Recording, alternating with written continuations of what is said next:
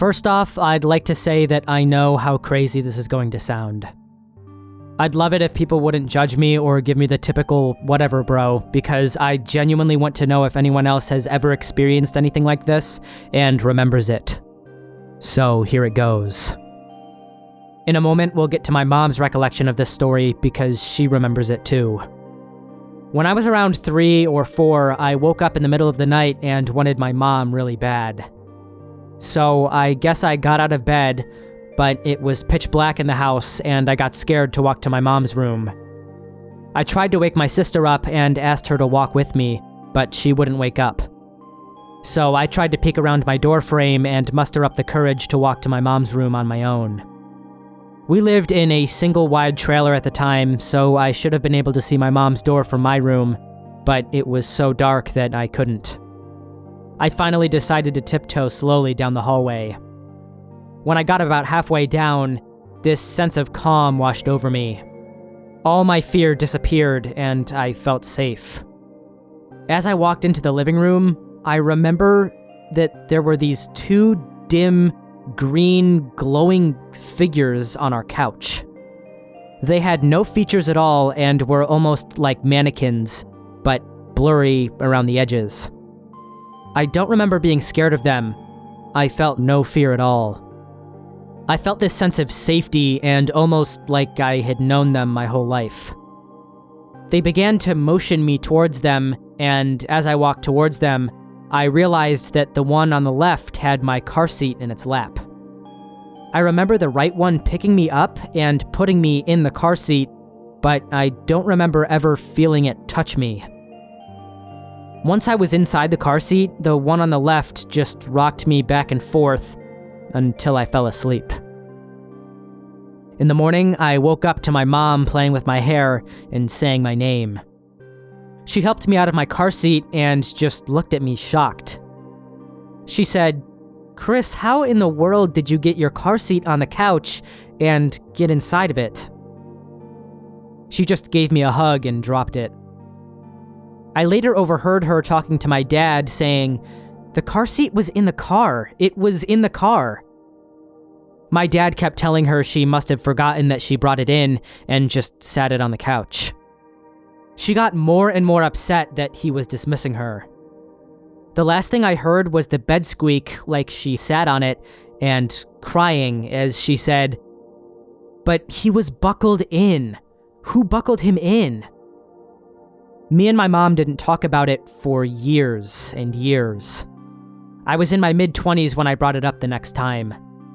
She was dumbfounded that I remembered that night and remembered it so well. She just said that she didn't know what happened and it had bothered her for years.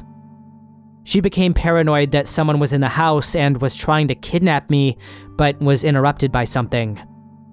So I explained it again and mentioned how safe I felt during all this, but she just hugged me and said, "I'm glad you were okay and that nothing happened to you." I've only told a couple of people about this in my life. I've always had this fear of judgment or disbelief and didn't want it to make me sound like the weird guy. So I've only told the people I trust the most. It bothers me still to this day because I want to know what those things were and how all of this is even possible, or if I imagined the green people and somehow got in my car seat and buckled myself in. I don't know how to explain what they were, but if anyone else has ever experienced anything like this, I would be extremely grateful if you'd share your experience with me. I can't be the only person this has ever happened to, right? I have always been fascinated by childhood memories. I think many of us have these memories from when we were younger that are just strange. Odd places, people, or occurrences in our lives that are so bizarre that they seem to have sprouted from a dream. I've heard it said many times throughout my life from many different people that they find children creepy, and I never really understood this until I started sharing all of your stories on this channel. In many ways, it almost seems that as children we are open to these more profound experiences that we slowly become cut off from as we grow into adulthood. By now, we have covered numerous stories of this nature, with some children seemingly predicting their mother's pregnancies, interacting with deceased family members who they had no prior knowledge of, and in general just witnessing these crazy things that left the family members baffled. In today's video, I've collected a series of these disturbing, bizarre, and downright uncanny stories to share with you all. Without wasting any more time, I'd like to jump right in. Grab a snack, get comfortable, and shut the blinds.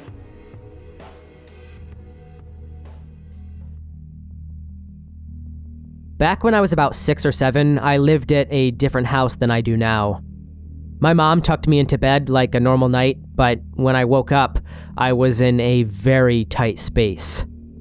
It was pitch black, I couldn't see, and felt very cramped. After about what seemed like 5 minutes of screaming and crying, something jerked whatever I was in, and I heard a zipping noise. I then saw my dad's face looking down on me. I was inside of a freaking suitcase. It turns out I had been in this suitcase under the guest room's bed where no one was sleeping. No one in my family knows how the heck I ended up in there or why it happened. It's not just a weird dream or something because my family still brings it up sometimes. Completely weird. Still don't know how it happened. Edit. Talk to my family about it again. My parents nor my sister have any history of sleepwalking, and I don't either. My sister was at home when it happened, but unless she's still not telling me about it, she didn't put me in there, and neither did my parents. I guess I'll never know. I know memory isn't reliable, but part of this story involves my dad, and he has confirmed his side, so here goes. When I was maybe 7 or 8, I was in my bedroom standing beside my bed playing with my toys.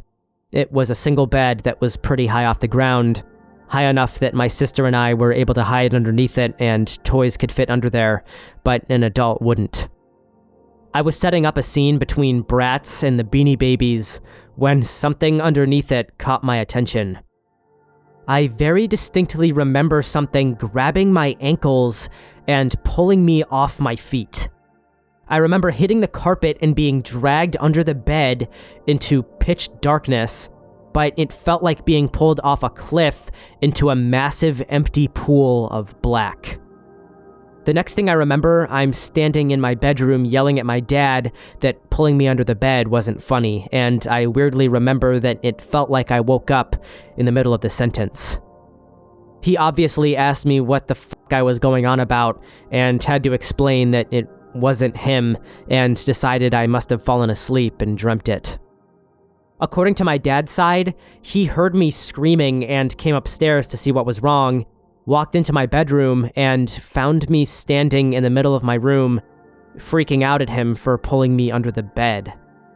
My dad used to jump out at us from behind doors and poke us during scary parts of movies and pick us up and carry us around by our ankles, so I guess in my kid brain it made sense that I thought it was him. I don't remember what else happened that night, but I'm pretty sure I slept in my mom's bed because I was so freaked out, but that's really it. We were living in a real old house in Springfield, Illinois. I was probably about 10 years old. The previous owner was an old lady that died in one of the rooms downstairs. This room became my stepfather's office and computer room. We had a giant bookshelf to one side of the door, completely stocked with medical books and journals. Needless to say, it was easily 1,000 pounds, probably more. One day, while on the computer, I got up and walked out of the room to run to the bathroom. I got only a few steps away when the door slammed shut and a horrible shaking came from the room.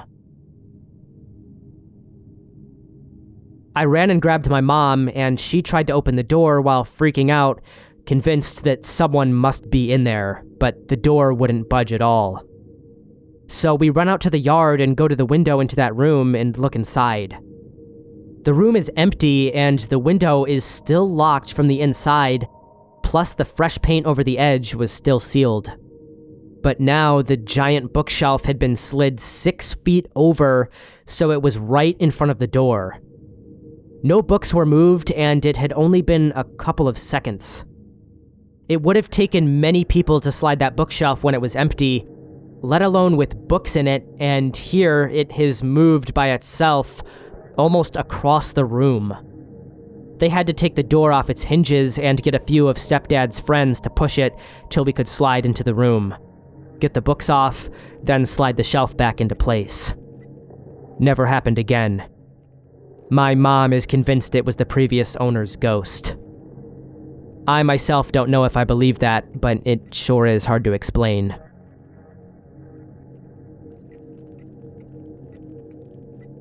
When I was about 11, I started hearing whispering in my room. It didn't sound like it was in my head, it was coming from a corner in my room. I didn't really know any better, so I talked back to the voice. I asked what it was, what its name was, and it answered. She said she was a little girl named Mary. Sometime later, I asked if she would show herself, and she did. I remember hearing a whisper that said yes, and this energy, I guess, manifested itself right before my eyes. It was like a weird purple mist.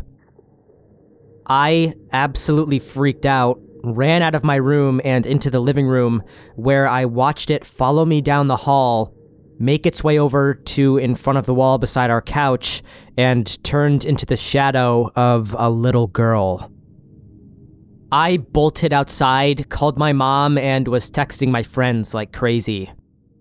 I was so scared that she picked me up and brought me to the office where she worked. The energy followed me all day. I saw it in the office, it followed me to lunch at a restaurant, and it even tugged at my hair the next day. I eventually commanded it to leave me alone, and we moved out of the apartment pretty soon afterwards for unrelated reasons. Genuinely the scariest thing that has ever happened to me.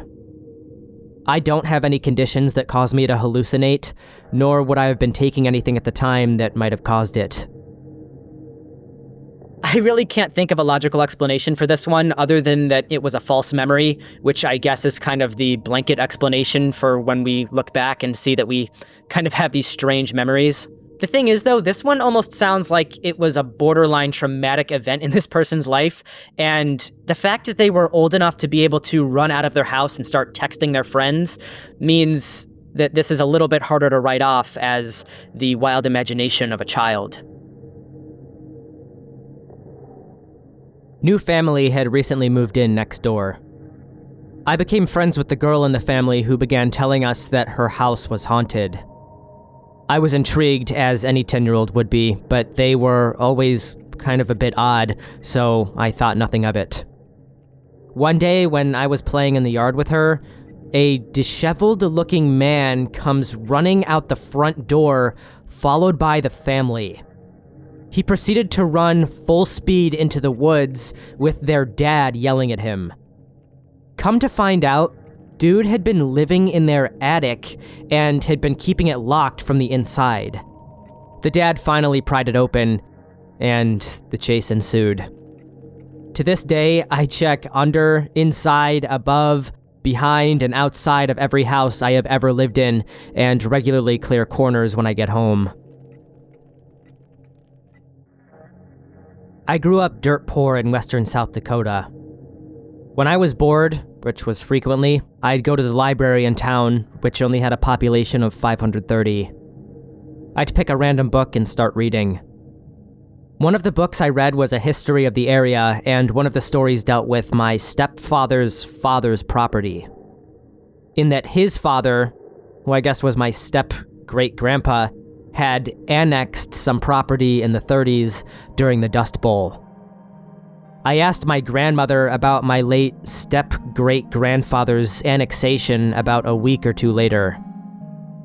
The Millers was how she responded. No other explanation.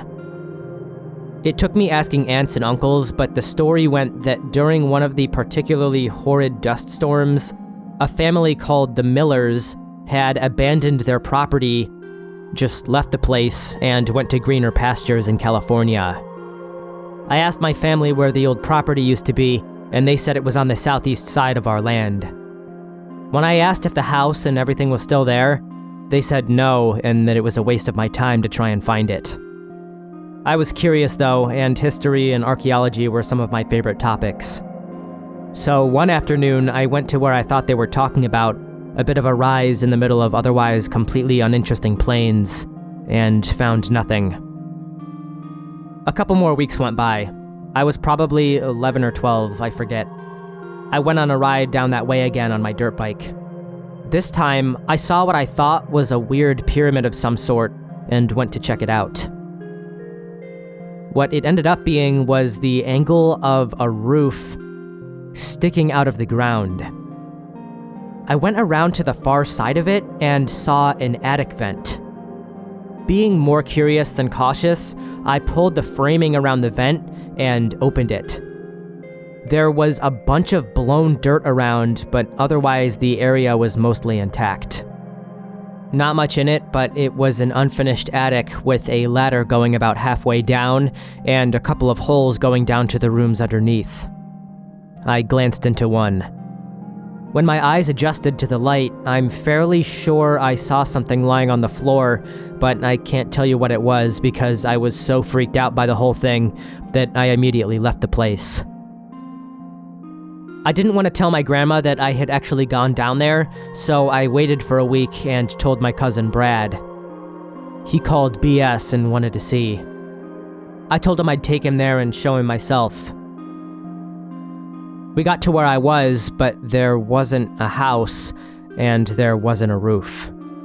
There were dirt bike tracks, there were footprints, but it looked like I'd just walked around for a while in the alkali dirt.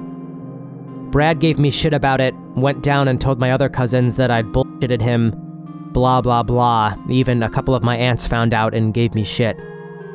It happened just the way I've typed it. Still fucks with me to this day. This is one of those childhood stories that's so bizarre that I really can't even imagine how it would be a false memory. The fact that he apparently found the exact spot that he saw the roof poking out of the ground and saw his actual dirt bike tracks and footprints in that exact area is very weird.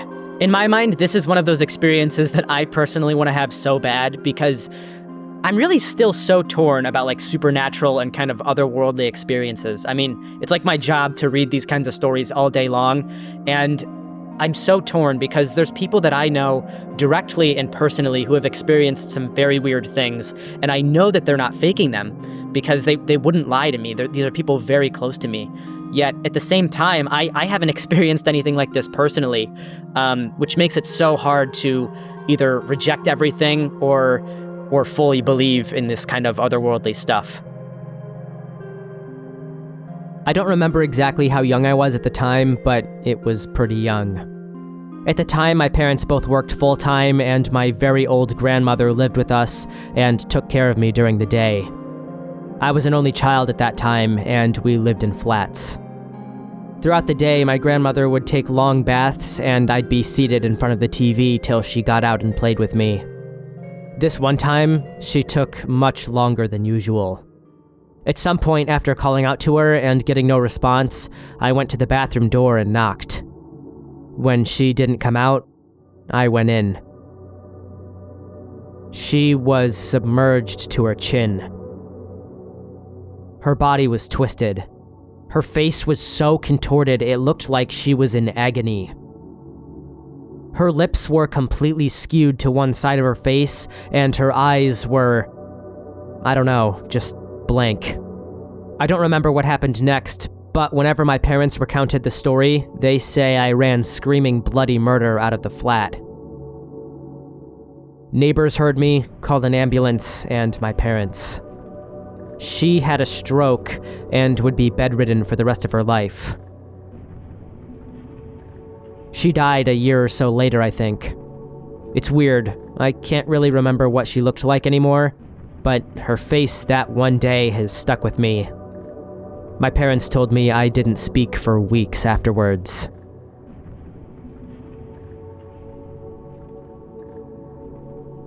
When I was about 9, my brothers and I stayed at my grandparents' for a weekend. They lived out in the boondocks in an area that had just been cleared and was starting to become developed. One night, my grandparents, aunt, myself, and 3 brothers were all sitting outside in the light of the lamppost that was next to our house and by the dirt road. We were watching a TV that was sitting on the windowsill but pointed outside. Those were warm nights in Mexico, so we sat outside in the cool breeze. Out of nowhere, we start to hear a ton of barking. Dogs from the nearby neighborhood had started barking at something all at once. The barking reached our neighborhood, and immediately it became an army. I haven't heard anything like it since. So many dogs barking all at once, some crying, some howling. Complete insanity. Suddenly, we realized the dogs were coming en masse down the street towards us. We all jumped up to attention and stared down the street. There, by the light of the farthest light post, a group of dogs came into view, and then more, and then even more. The street was eventually covered in dogs, except for this one spot right in the middle. They were all barking and focused on this one spot. My grandfather quickly went inside and grabbed his shotgun and walked right towards the mass of barking chaos. He thought it was just a wild animal that the dogs were chasing. He was about 1 light post away when he stopped, lowered his shotgun, and walked back to us. He told my grandma, "This is of no use here," gesturing at the shotgun. "This one is on you."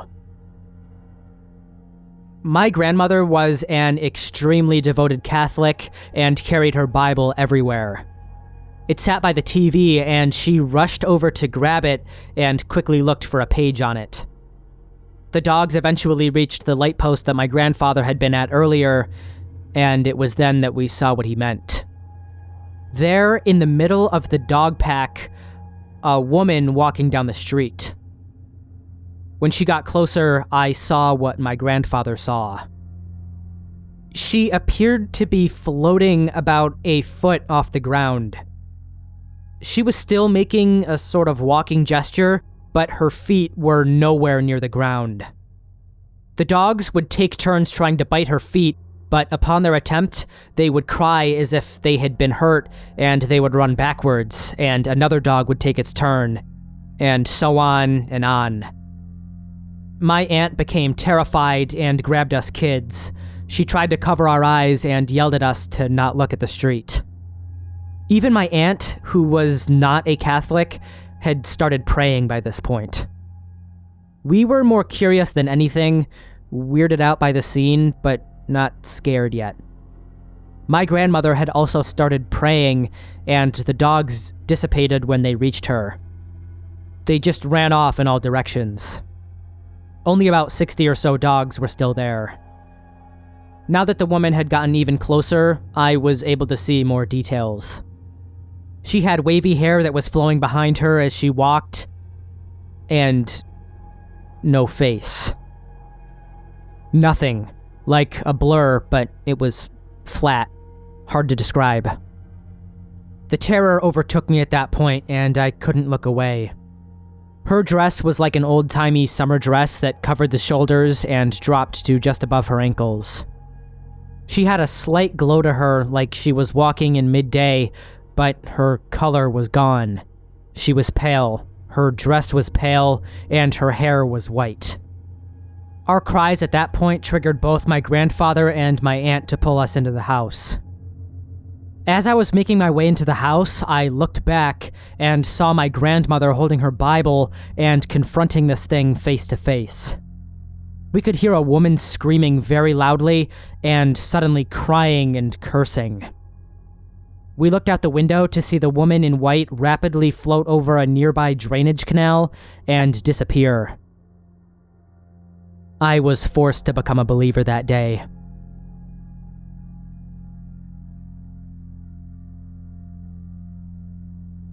I was around 8-ish. We were having some work done in my bedroom, so I was sleeping in my parents' bedroom. I woke up from a nightmare and needed to pee, so I head for my parents' bathroom. My dad was already in there, so I'd need to wait for him. There's a room between my parents' room and their bathroom, so I'm standing in there, waiting between the bedroom and bathroom, when I hear, "Hey, kid," coming from the side with my parents' bedroom. Standing behind the cracked open door to the bedroom, with its head nearly at the 10-foot ceiling, was, I swear, this demonic-looking thing smiling down at me. It looked like it had, a red face and yellow teeth. The image is kind of burned into my mind. I used to say it looked like Darth Maul. It startled me, and just then, the door swung open from the bathroom. My dad comes out and sees my horrified face. When I tell him what I saw, he thought it was just my imagination, but then the bathroom door behind us slammed shut. He got me back to the bedroom quickly and grabbed his gun to go confront what I guess he thought was an intruder. Of course, no one was in there. While he was looking around, the bathroom window suddenly shattered outward. There was a metal screen in the window that tore from the glass. It didn't break enough for a full-sized body to get through, so nobody could have actually been in there. My brother and I were in the garage. I was very young, maybe 3 or 4. He was 2 years older than me. He was practicing swinging this bat around. I walked behind him because I was a stupid kid, and naturally, he hit me with the bat on the backswing. Blood was coming out of my nose, and I was just starting to wail.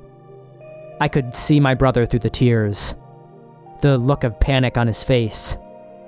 At this point, though, it was still just a terrible accident, and it should have been chalked up to that, but that's not the scary part. The scary part is that my brother, now facing me, clutching the bat with both hands, still a look of panic on his face as he was trying to get me to stop screaming, realized there was no consoling me, so he took the bat with both hands and hit me across the face with it again, before he ran out of the garage without looking back.